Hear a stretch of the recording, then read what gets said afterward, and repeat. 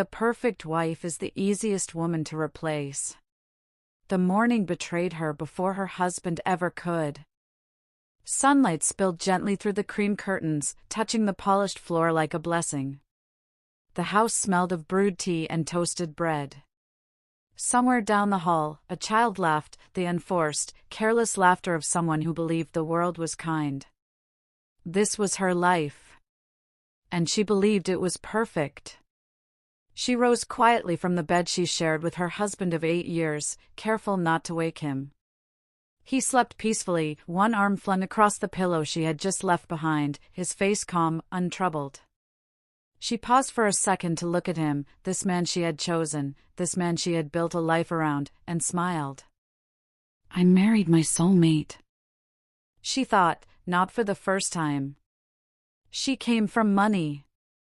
Not the loud, reckless kind, but generational comfort. The kind that paid school fees in advance, that never panicked at emergencies, that allowed generosity without calculation. When she married him, she didn't just bring love into the marriage. She brought stability, security, peace. And she gave freely. When he struggled to find his footing after their wedding, she didn't complain. She listened. When he talked about wanting to be something, she believed in him before he believed in himself. When the ideas came, half-formed dreams spoken late at night, she didn't laugh. She invested. She started a business for him. Funded it fully. Put her name nowhere near it. She said, "It should be yours. You're the man of the house." She watched him grow confident. Watched his shoulders straighten. Watched respect return to his voice when he spoke to people. She thought this was what partnership looked like. Their home ran like a gentle rhythm. Morning prayers. School runs. Packed lunches with handwritten notes. Evenings where she asked about his day and actually listened. Weekends with family, his family too, where she gave without keeping score.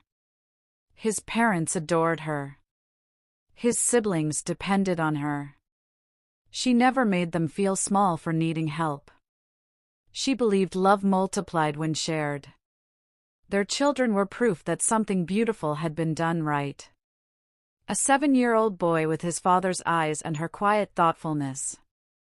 A 5-year-old girl who ran into her arms like the world would collapse if she didn't. The house was always alive, with toys underfoot, crayon drawings on the fridge, bedtime stories that ended in whispered prayers. From the outside, people envied her. "Your marriage is so peaceful," they said. "You're lucky," they said. "God really blessed you," they said. And she agreed. Her husband played his part perfectly. He gave updates on his movements. He answered calls. He never raised his voice. He kissed her forehead before leaving for work. He showed up for school events. He laughed with the children. He looked like a man with nothing to hide.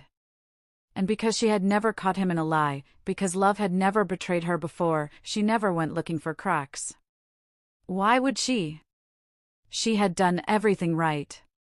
She was beautiful without trying. Submissive without being weak. Respectful without erasing herself.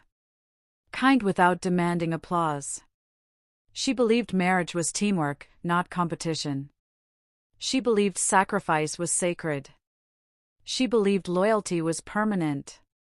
That morning, as she packed lunchboxes and adjusted ties and wiped a smudge of jam from her daughter's cheek, she felt fulfilled. Useful. Needed. This was what she had prayed for. Later, when her husband kissed her goodbye and said, "I'll be back early," she believed him.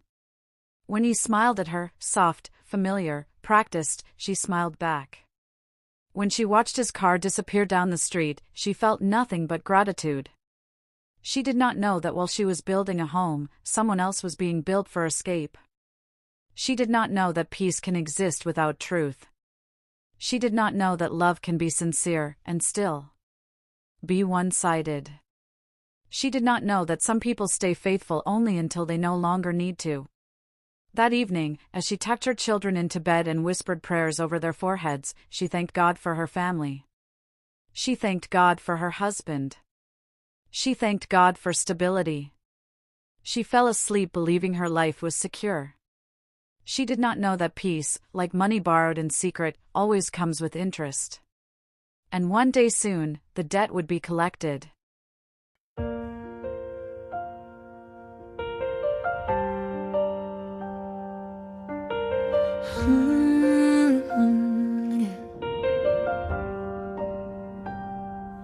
Morning light on the kitchen floor. I built this house from love and more.